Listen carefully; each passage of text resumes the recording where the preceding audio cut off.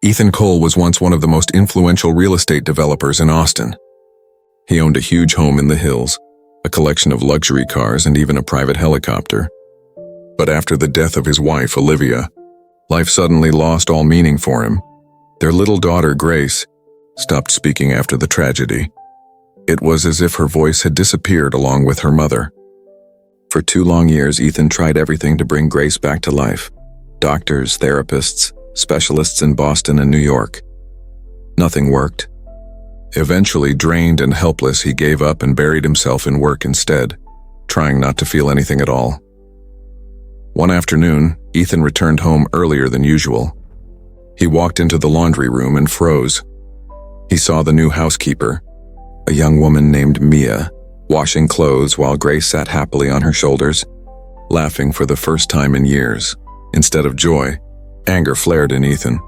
Overcome with fear and protectiveness, he lashed out, yelling at Mia and firing her on the spot without listening to a single word.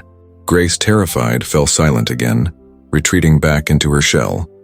A few days later, Mrs. Harper, the senior housekeeper, told Ethan something that shook him to his core.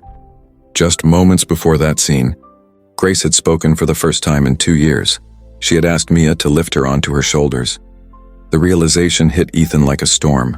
He had made a grave mistake.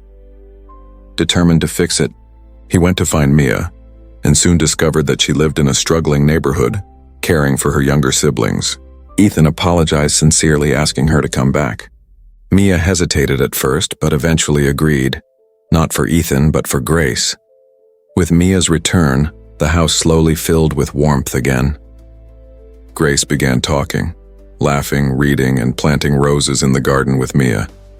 Watching them, Ethan felt peace for the first time in years. Over time, he understood that Mia hadn't only healed Grace, she had healed him too. He helped Mia finish her university studies and later established a foundation supporting children from low-income families. Years passed. Grace grew up and proudly led a tour through the foundation's school garden, where each rose was planted with a special name: love, courage, hope. Among them bloomed 2 roses that stood out the most, one named Olivia, in memory of her mother, and the other Mia, honoring the woman who taught their family to live and love again. What a heart-touching story. Dear friends, comment where you're watching from, and if you enjoyed this story, don't forget to like the video and subscribe.